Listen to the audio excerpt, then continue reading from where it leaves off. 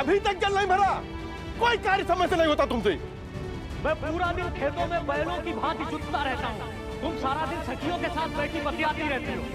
गृह कार्य भी ठीक से नहीं होता तुमसे। शिव चलो, सूर्यास्त होने को है। हाँ, यदि मेरे पति ने मुझे सूर्यास्त के बाद घर से बाहर देखा तो अनर्थ हो जाएगा। महारानी सीता के त्याग के पश्चात सोचा था परिस्थिति बदल जाएगी, किंतु सब विपरीत ही हो गया है। चलो।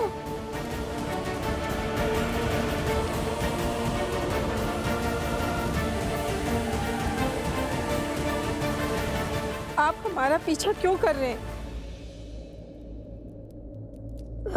कुछ पूछना था आपसे। आप रो क्यों रही थी? उन स्त्रियों की व्यथा देखकर आप इतनी व्यथित क्यों हो रही थी? क्या वे आपके संबंधी हैं? आपकी आंखों में अश्रु और मन में कष्ट था। सिर भी पीट रही थी आप अपना।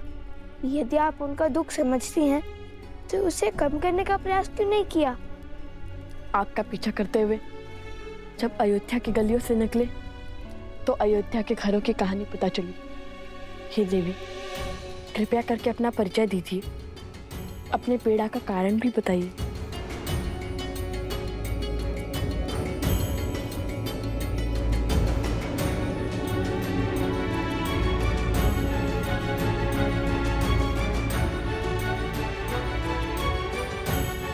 मैं हुआ भागन हूँ जो प्रभु राम के समक्ष न्याय की गुहार लेके गई थी। भयानक आंधी और वर्षा हो रही थी, इसी कारण मैं अंधकार के पूर्व घर न लौट सकी। सिर्फ इसीलिए मेरे पति ने मेरा बहिष्कार कर दिया। चयन आपको करना है महाराज, या तो आप न्याय कीजिए या तो फिर मुझे आत्महत्या करने की अनुमति दीजिए महाराज। अयोध्या के महाराज ने मुझे न्याय तो दिया, किंतु उस न्याय का दंड भोगना पड़ा अयोध्या की महारानी देवी सीता को।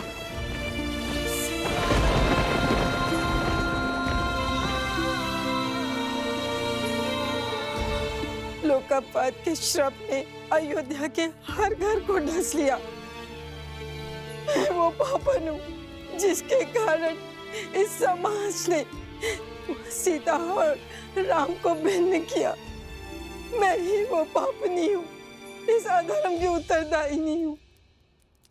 मैं तो स्वयं को मार के इस पीड़ा से मुक्त भी नहीं हो सकती, क्योंकि मैं एक माँ हूँ।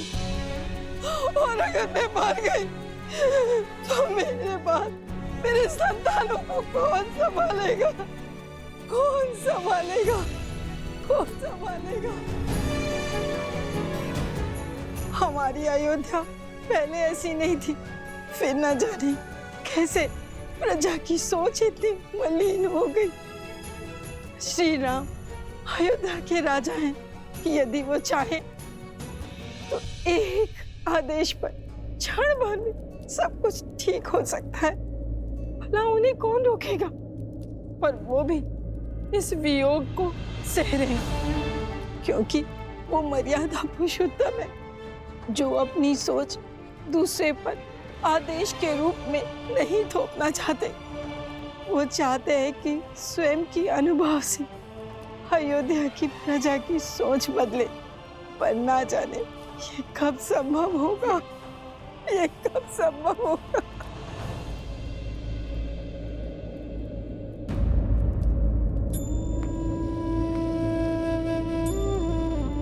माते, नहीं, मुझे इतना आदर मत दीजिए। मैं केवल एक वस्ताखोर ऋषि कुमार हूँ। केवल मुख से माता ही नहीं कहा है, अपितु आपको मन से भी माता ही माना है हमने। और हम अपनी माता का रोते हुए नहीं देख सकते। जो पीड़ा का दंश आप झेल रही हैं, वो हमें भी कचोट रहा है। हम भी देवी सीता और श्री राम की मिलन के अभिलाषी हैं, और हमारा मार्ग ना युद्ध का है और ना द्वंद का। न्याय के लिए अन्याय को मिटाना होगा। अयोध्या वासियों को स्त्री के सम्मान का महत्व समझाना होगा। उनके मन को पुनः पवित्र करना होगा। आप यहीं रुकिए, हम अभी आते हैं, कहीं जाइएगा नहीं।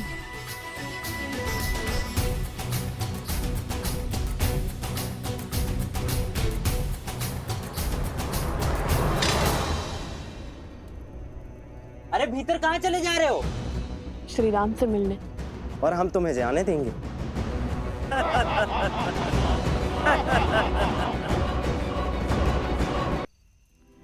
जाकर कहिए ना उनसे कि हम अति आवश्यक विषय में मिलना चाहते हैं उनसे। देखिए, आप हमारी बात को समझिए, हमारा जाना बहुत ही महत्वपूर्ण है। अरे जाओ यहाँ से। अरे मैंने कहा ना, जाओ यहाँ से। कृपया करके हमें जाने दो ना।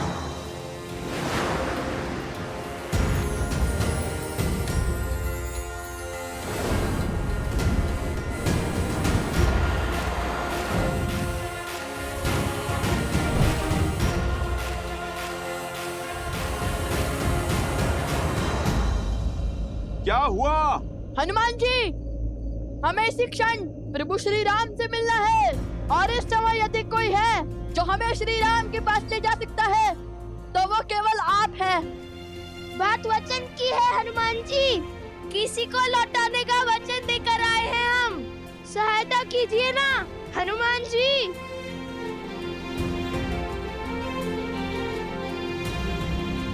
वचन में बंधे हैं तो सहायता करनी ही होगी। रघुकुल वंशियों का वचन टूटना नहीं चाहिए। चलिए।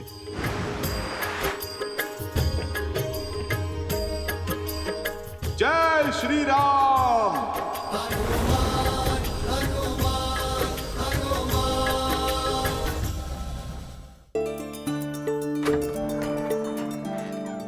मंत्री जी, महाराज का आदेश है, राज भंडार से 20 सेर अनाज परिवार गर्षित क्षेत्र में शीघ्र ही पहुंचाया जाए, और नदी पर सेतु बनाने के लिए धन भी राजकोष से मिलेगा।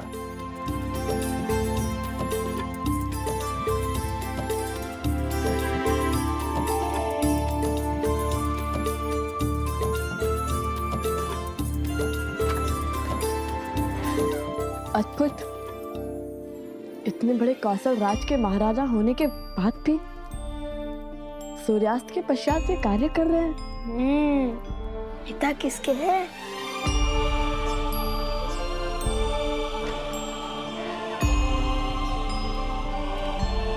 चलिए, प्रभु ने आप दोनों से मिलने की आज्ञा दे दी है।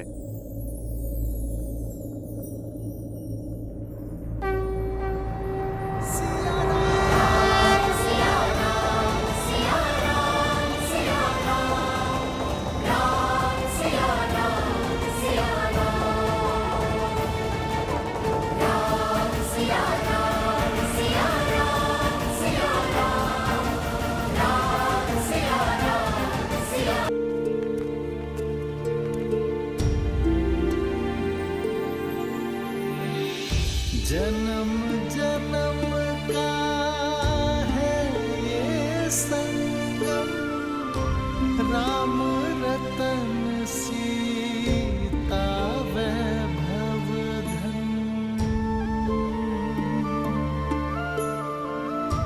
एक है पौरुष, एक समर्पण, एक है रूप तो दूजा दर्पण। कहने को तो महलों के राजा, कौशल के महाराज, किंतु जीवन माता सा सरल जीते हैं।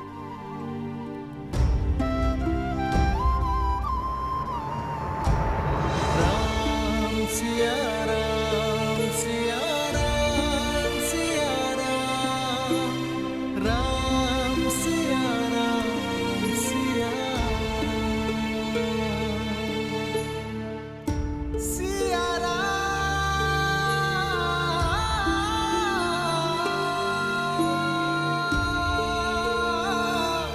सिया राम, सिया राम,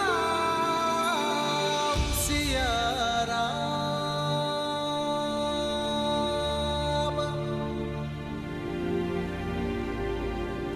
मुझे देखकर पीड़ा होती है या भय?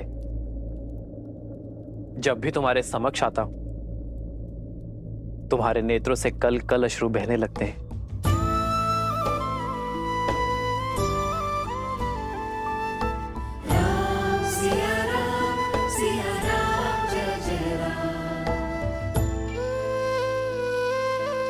कितनी तुच्छ सोच थी हमारी, कितने निम्न विचार थे हमारे, जो हमने सोचा कि आप महलों का सुख भोग रहे होंगे और माता सीता बन के दुख।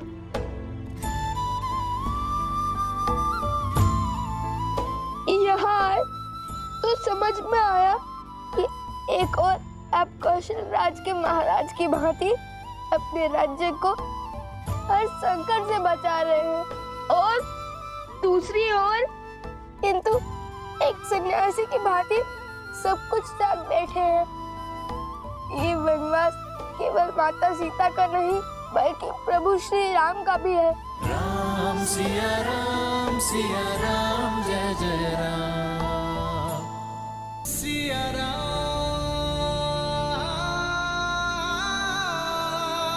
सिया राम। तुम्हारे नेत्रों से झरते ये अश्रु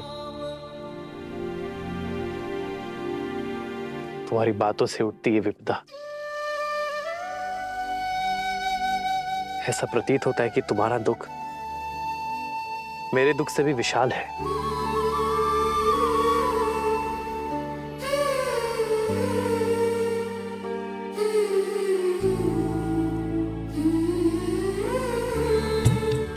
दोनों एक हैं, बस यही सच है।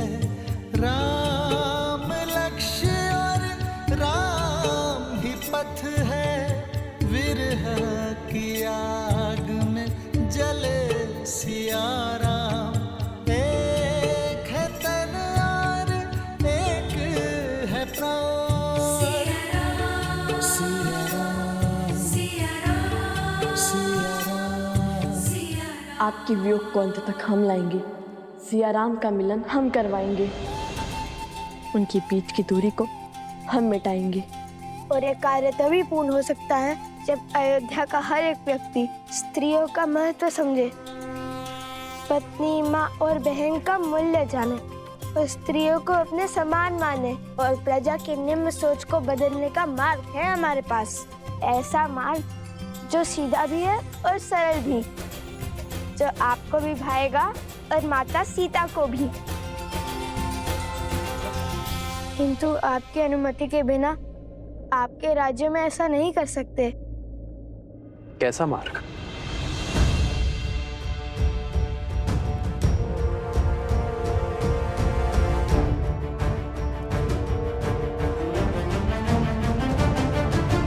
और इसके लिए हमें केवल एक दिन का समय चाहिए। हम वचन देते हैं इस शुभ कार्य में कुछ अशुभ नहीं होगा। आपके पुत्र होने के नाते हमें एक अवसर दे दीजिए।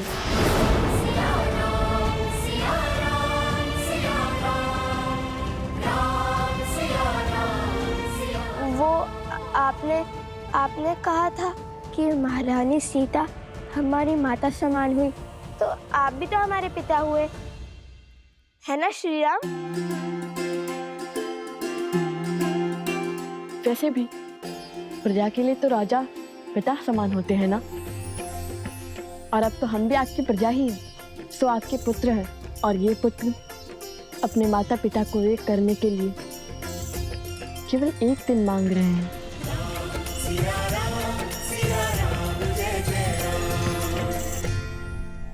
मान जाइए ना प्रभु,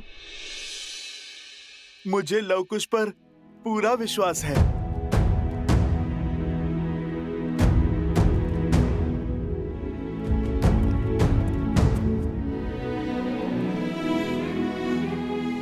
प्रभु, उनका उत्तरदायित्व मैं लेता हूं, और फिर यदि ये कार्य सफल हुआ तो ये राज्य पूरा खुशियों से भर जाएगा प्रभु। हर संकट टल जाएगा प्रभु।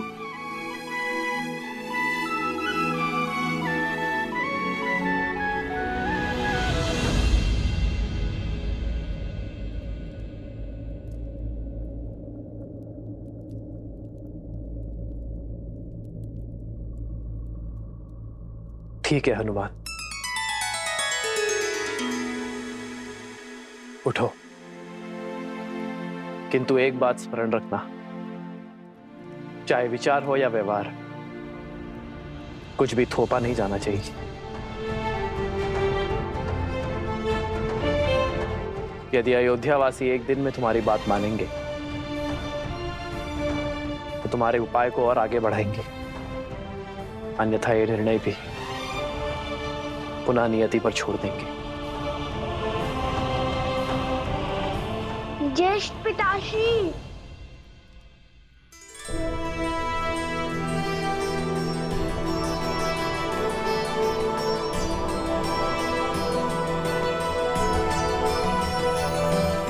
क्षमा कीजिए, किंतु हमने छुपकर आपकी सारी बातें सुन ली। लगता है हमारे भाई तुम्हारी ही तरह नटखट भी हैं।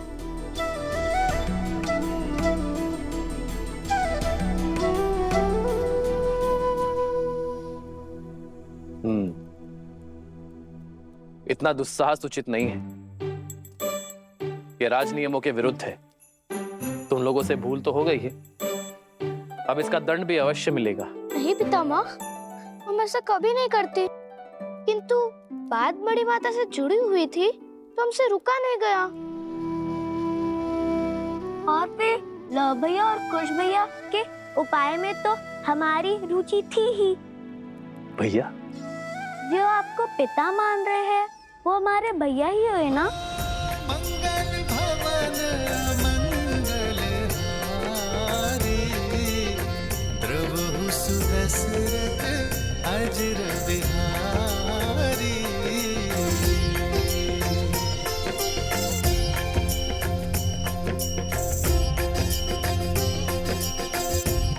उचित है हनुमान, सबकी भावनाओं का ध्यान रखते हुए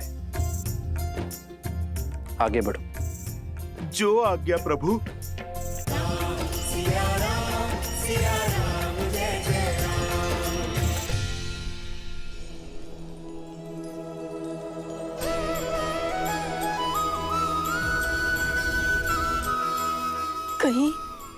कहीं ये स्वप्न तो नहीं है?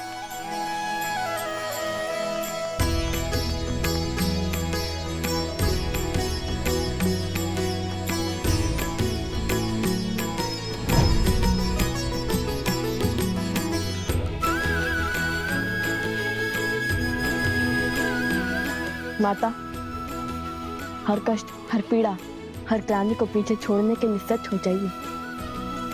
हम आ गए हैं, किंतु एक सहायता की विनती लेकर। कैसी सहायता?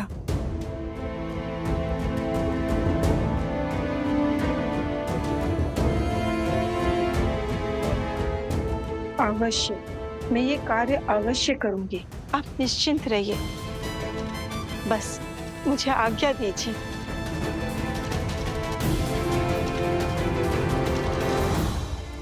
हमें भी कार्य दीजिए भैया।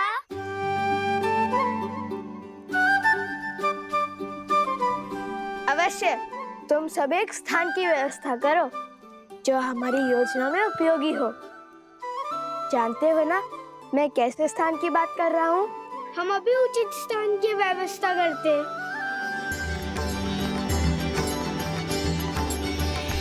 हर कोई इस योजना का अंग बन रहा है।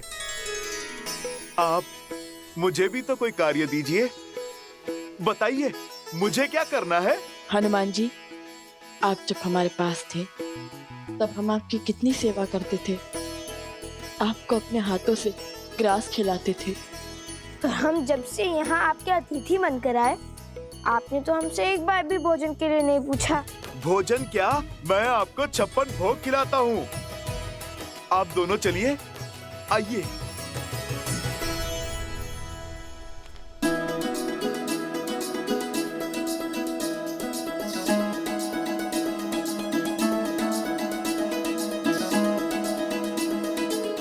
नहीं, बस एक और लीजिए। नहीं, अपनी और नहीं।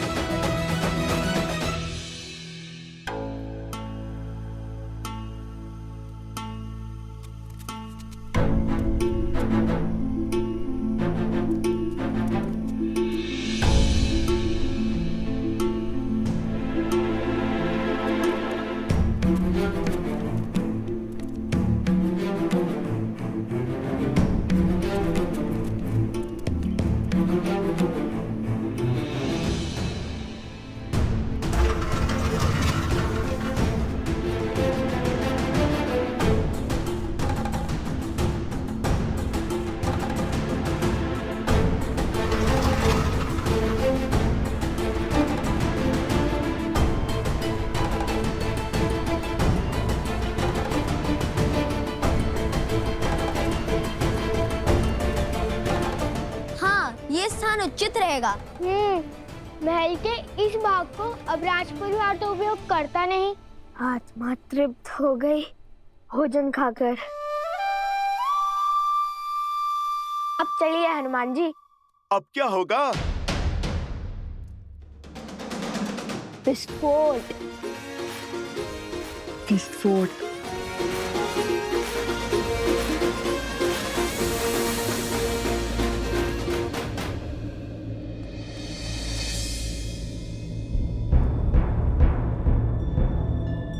अरे अयोध्या की सारी स्त्रियां कहीं चली गई हैं, सबकी सब खो गई।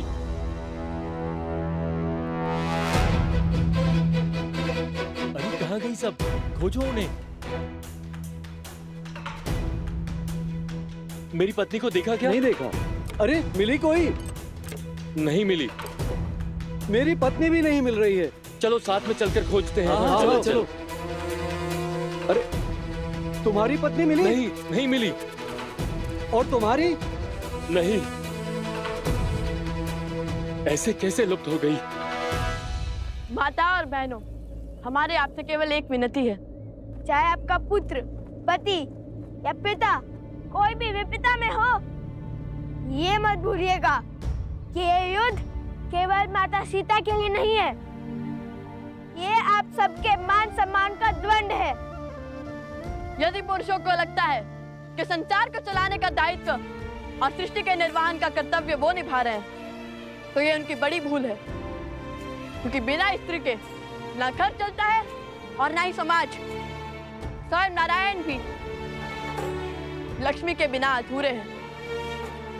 जब तक अयोध्या में राम राज्य की स्थापना नहीं होगी, तब तक श्री राम और माता सीता का वियोग समाप्त नहीं होगा। और जब तक सिया राम एक नहीं होंगे, तब तक रामायण कभी संपूर्ण नहीं होगी। हाँ हाँ, हम आपके साथ हैं। आप जो कहेंगे हम वो करेंगे। हाँ हाँ, हम आपके साथ हैं। हाँ हाँ, हम आपके साथ हैं। चलिए हम सब मिलकर महादेव से इस कार्य के सफल होने की प्रार्थना करते हैं। हर हर महादेव! हर हर महादेव! हर हर महादेव! हर हर महादेव! हर हर महादेव! हर हर महादेव! पूरे नगर में एक भी स्त्री नहीं है। ये कैसा संयोग है? कैसी घटना है? सब और देख लिया, कहीं कोई चिन्ह नहीं। अरे तो क्या आकाश खा गया या पाताल निकल गया? अरे मेरे पुत्रों की माता क्या पवन के वेग में उड़ गई?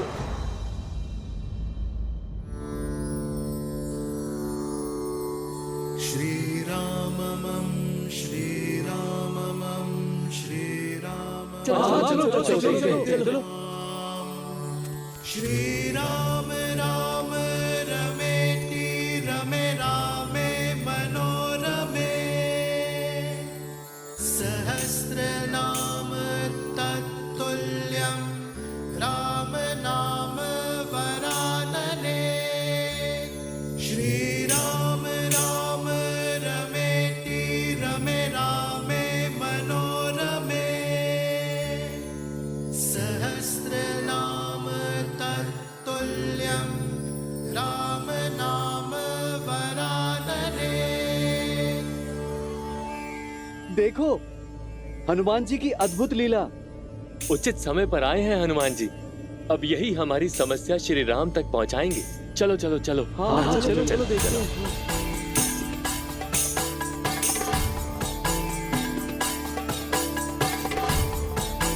हनुमान जी, हनुमान जी, एक बहुत बड़ी विपदा आन पड़ी है, सहायता कीजिए हनुमान जी। इसलिए आपका ध्यान तोड़ना पड़ा हमें।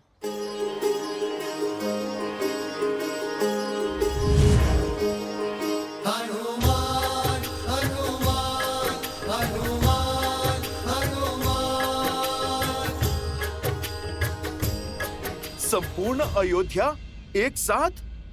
क्या बात है? संपूर्ण नहीं, आदि अयोध्या हनुमान जी। ध्यान से देखिए, आपके समक्ष केवल पुरुष हैं। सभी स्त्रियां लुप्त हो गई हैं। माताएं, बहनें, बहू, बेटियां कोई नहीं है। कहीं ये किसी असुर शक्तियां केवल वो नहीं होती जो आंखों से दिखाई दें। असुर शक्तियां तो मन और मस्तिष्क में होती हैं, जो सोचने और समझने की शक्ति का संहार कर देती हैं। इस असुर शक्ति से विजय तभी प्राप्त की जा सकती है जब मन से द्वेष को मिटाया जाए। और एक साथ इतनी सारी देवियों को प्रभु श्री राम की अयोध्या से उनके भक्त के होते हुए भला कौन ले जाएगा? ना कोई ध्वनि हुई और ना ही कोई हलचल हुई। मुझे तो लगता है कि ये स्त्रियां स्वयं चली गईं, अयोध्या छोड़कर अपनी इच्छा से। स्वयं गई है? स्वयं चली गई? समझ में नहीं आता, न तो इतनी शक्ति है और न इतना साहस, तो फिर कैसे चली गई? जो स्त्री मेरी बिना आज्ञा के चौखट के बाहर एक पग तक नहीं रखती, जो स्त्री हमारे आदेश के बिना जल तक नहीं ग्रहण करती, वो घर संसार छोड़ गई। कैसे, क्यों? हाँ, उचित कहा, उचित कहा। पत्नियां तो पति का संसार होती हैं, पत्नियां तो परिवार की धुरी होती हैं, सेविका नहीं। वो भी तो मनुष्य हैं, उनकी भी अपनी इच्छा होगी। हो सकता है कि उन्हें आपकी कोई बातें बुरी लगी हो सकता है वो आपके व्यवहार से आहत हो गई हो। आहत हो गई? ऐसे कैसे आहत हो गई? उनके बिना हमारी कितनी हानि हो रही है। भोर से अभी तक ना भोजन बना, ना ही जल भरा हुआ है, खेतों का कार्य भी रुका पड़ा है। हाँ, और हनुमान जी, हमारे वस्त्रों की कारीगरी भी रुकी पड़ी है। प्रभु श्री राम का ये सेवक उनकी अयोध्या की सहायता अवश्य करेगा। आप लोग एक काम कीजिए, कुछ लोग दाएं जाएं और कुछ लोग बाएं जाएं, और मैं सामने की ओर देख लेता हूं। जैसे आपकी आज्ञा। चलिए।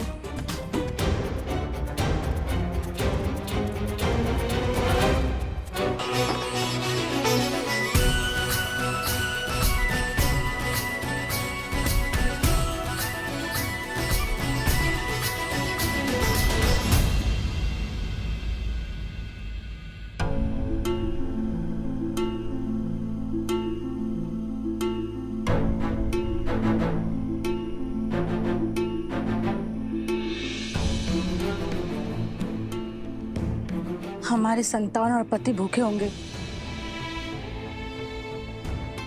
तुम्हारी बातों में आकर यहाँ तो आ गई मैं, परंतु अब बड़ा भय लग रहा है। यदि पुरुषों को क्रोध आया तो उसका दंड हमें भोगना होगा। यदि मेरे पति ने आपकी भांति मेरा भी त्याग कर दिया तो मैं कहाँ जाऊंगी? तुम्हारा भय सत्य है, परंतु सोचो, यदि हम अपने अधिकार, अपने सम्मान के लिए हम नहीं लड़ेंगे तो कौन लड़ेगा? लड़ना किसको है और किससे? तुम मेरे पति को नहीं जानती। उनका क्रोध सदैव उनकी नाक पर होता है। तुम्हारी बातों में आकर, लव कुश की सोच से प्रभावित होकर मैं तो यहाँ आ गई, लेकिन उस जैसे पुरुष की सोच को बदलना असंभव है। ऐसा मत सोचिए माता, बाप श्री राम की शरण में है। ये अयोध्या है माता, यहाँ कुछ अनुचित नहीं हो सकता। हनुमान जी की गदा का एक बार सबकी बुद्धि मार्ग पर ले आएगा। नहीं पुष्कर, शक्ति का प्रयोग वर्जित है। हमने श्री राम को वचन दिया है कि हम पुरुषों की सोच बदलेंगे, उनके मन को बदलेंगे, किंतु शक्ति का प्रयोग करके नहीं, संवेदना से करेंगे। उचित कह रही हो बहन, हमें यहाँ से चलना चाहिए। नहीं नहीं बहन, रुक जाओ, समझने की कोशिश करो। खुश, यदि इनमें से एक स्त्री भी बाहर गई तो सारा प्रयास असफल हो जाएगा, सब कुछ विफल हो जाएगा। एक के बाद एक सभी स्त्रियां बाहर चली जाएंगी। रुक जाओ बहनों, ये समय लड़ने का है, भावनाओं में बहने का नहीं है। नहीं नहीं, हमें तुम्हारी योजनाओं का अंग नहीं बनना। चलो। नहीं, रुक जाओ, समझने का प्रयास करो।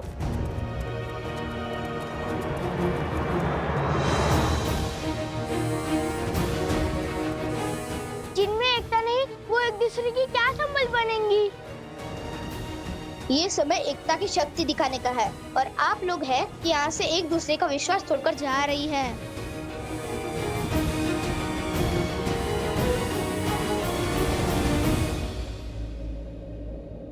जाने दो इन्हें। ये जीवन भी इनका है और ये द्वंद्व भी। जीने का निर्णय भी इनका है और लड़ने का निर्णय भी। हमें जितना समय श्री राम ने दिया है वो पुरुषों की सोच बदलने में दिया है और हम उसे पुरुषों की सोच बदलने में लगाएंगे, ना कि इन पर अपनी सोच को थोपने में। यदि हम ही इन्हें स्वतंत्र नहीं छोड़ेंगे तो उनमें और हम में अंतर क्या रह जाएगा?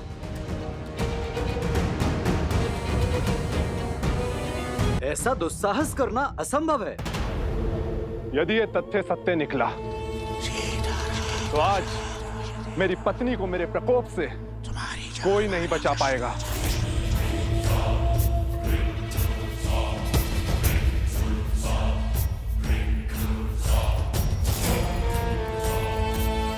उन स्त्रियों को उनका उचित स्थान दिखाना आवश्यक है।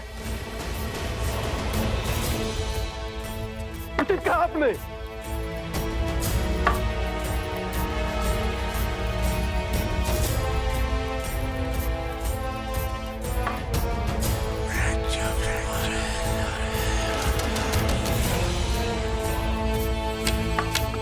तो चलो फिर आगे बढ़े।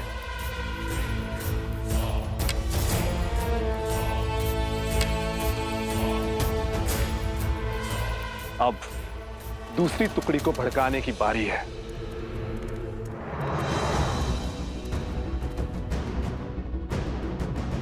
उधर देखा था आपने?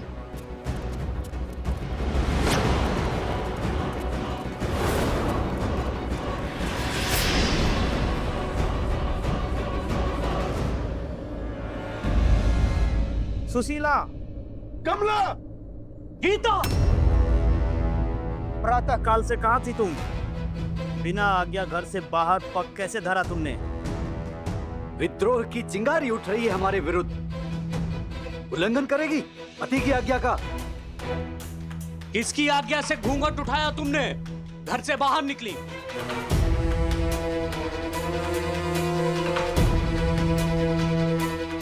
इनको इनके विरोध का दंड देते हैं, पति के आज्ञा का उल्लंघन करने का फल देते हैं। बहुत बड़ी भूल हो गई। हे ईश्वर, रक्षा करना। आज तो ईश्वर भी नहीं बचा पाएगा तुम्हें।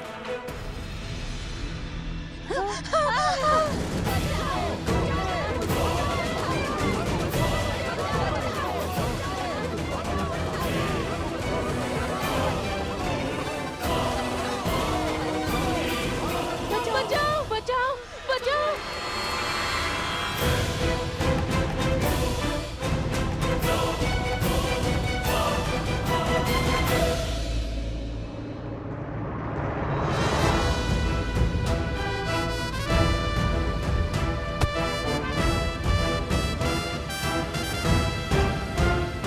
शांत हो जाओ, शांत हो जाओ, शांत हो जाओ।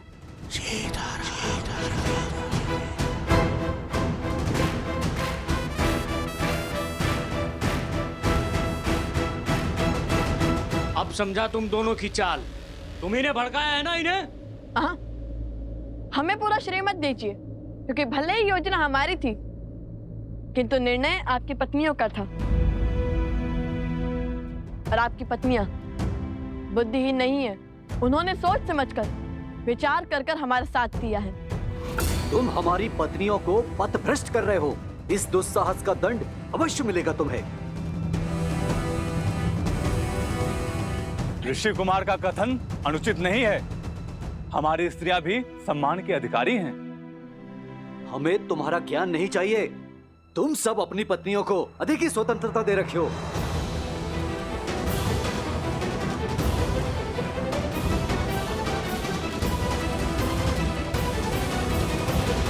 हमने तो केवल स्त्रियों को उनके अधिकारों का स्मरण करवाया, उन्हें सम्मान का मोल समझाया। अब आप ही बताइए, हमने क्या अनुचित किया? क्या कभी आपने हमें मानव समझा? कभी खेत में काम करने वाली एक सेविका समझा, कभी वस्त्र धोने वाली सेविका, तो कभी भोजन बनाने वाली सेविका, तो कभी बच्चे पालने वाली सेविका।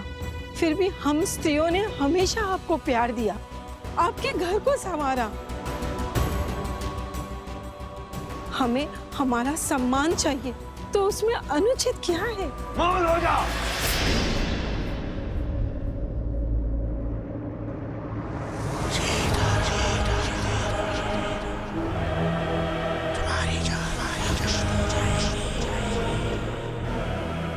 अब आएगा आनंद। उस रात्रि कहानी बनाकर तू किसी नाविक के साथ रुक गई थी, और आज ये सांग रचकर तुम मेरा अपमान कर रही हो। जो स्वयं अपने सम्मान के लिए तरस रही है, वो दूसरे का क्या अपमान करेगी? आपके क्षण भर के आवेश ने महारानी सीता से उसका संसार छीन लिया, उन्हें वनवास जाने के लिए विवश कर दिया। आपने मुझे घर से निकाल दिया, परंतु कभी भी सत्य जानने का प्रयास किया? अब तो हमें बल दिखाना ही होगा। नहीं, इन्हें अपना युद्ध स्वयं लड़ना होगा। यदि ये अपने स्वाभिमान के लिए नहीं उठेंगी, तो आने वाले वियोग में भी ये सम्मान नहीं पा पाएंगी। इस युद्ध की परिधि ये नारियां स्वयं निश्चित करेंगी। मूर्ख बालक, इन्हें लगता है ये महाराज सहस्त्रमुख की माया से बच जाएंगे। इतने वर्षों तक लोकापात और भेदभाव का जो बीज महाराज ने बोया है, आज उसका फल प्राप्त होगा।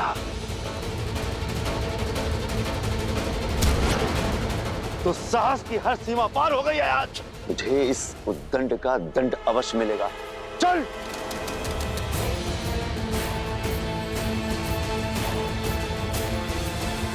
भैया, इतना घोर अन्याय देखकर भी हम चुप क्यों हैं? आज हम रक्षक नहीं, केवल मार्गदर्शक हैं।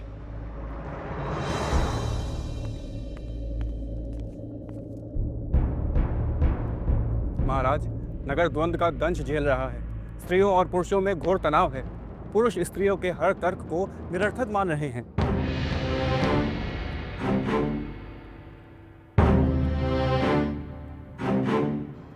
महाराज, क्या मुझे कुछ कहने की अनुमति है? अवश्य। महाराज, कहीं ये द्वंद्व समाज का संतुलन न बिगाड़ दे। महाराज, युगों से चली आ रही परंपरा को बदलने की आवश्यकता क्या है? जब तक लव कुश नहीं थे, तब तक सब कुछ ठीक था। आज पुरुष और स्त्रियों के बीच जो भी कुछ हो रहा है, उसका कारण केवल लव कुश है। उन्होंने पतियों को पूजने वाली स्त्रियों को पतियों के ही विरुद्ध खड़ा कर दिया है। महाराज, हमारे समाज में पतियों को परमेश्वर का स्थान दिया जाता है। महाराज, यदि हम आज इस प्रथा को बदलते हैं, तो इसका दुष्प्रभाव समाज पर अवश्य पड़ेगा। हम इनसे सहमत हैं महाराज। स्त्रियों को पुरुषों का सम्मान करना चाहिए, उन्हें पूजना चाहिए। प्रतीत होता है स्त्रियों के साथ साथ सभा का सम्मान करना भी भूल गए हैं आप सभी।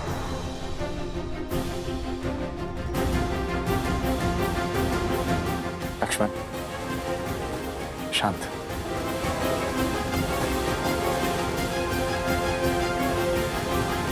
जो प्रथा समाज का ज्ञान बढ़ाए, जनजीवन को सफल बनाए, वही प्रथा समाज के लिए उत्तम और उचित है। और जो प्रथा समाज के आधे अंक, परिवार की धुरी, नारी का अहित करे, उसे दुख पहुंचाए, उसे सुधारने में ही समझदारी है। क्या रामराज्य की परिभाषा एक ऐसा समाज है जहां स्त्रियों को सेविका समझा जाता है, या फिर रामराज्य एक ऐसा समाज है जहां स्त्री और पुरुष एक साथ मिलकर सुख और सफलता का परचम ले रहे हैं?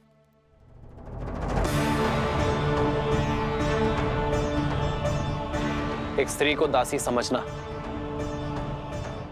हमारी संस्कृति का अपमान है। क्या हम भूल गए हैं कि जब हम जन्म लेते हैं तो सर्वप्रथम एक स्त्री ही हमें स्नेह देती है। यदि स्त्री अपनी संतान को मातृत्व की छाव ना दे, उसे अपने दुग्ध से पोषित ना करे, तो संसार का कोई भी पुरुष जीवित नहीं रह पाएगा। मैंने लवकुश का साथ इसलिए दिया है क्योंकि उनकी सोच में समझ और सुधार है। आज हम जिस मोड़ पर खड़े हैं, वो समाज का नया दौर है जहां स्त्री और पुरुष कंधे से कंधा मिलाकर अपनी शक्ति से इस संसार को आगे बढ़ाएंगे। मुझे उन दोनों पर पूरा विश्वास है और मैंने उन्हें जितना समय देने का वचन दिया है उतना समय उन्हें अवश्य मिलेगा।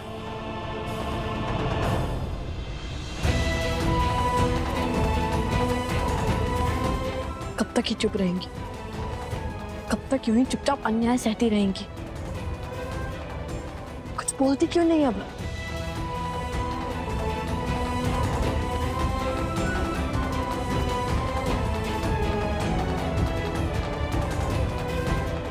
और अधर्म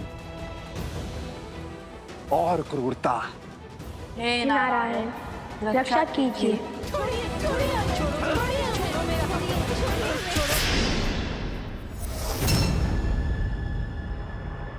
जय श्री राम। संजय, मैं तुझे पाठ पढ़ाता हूँ। रुक जाओ।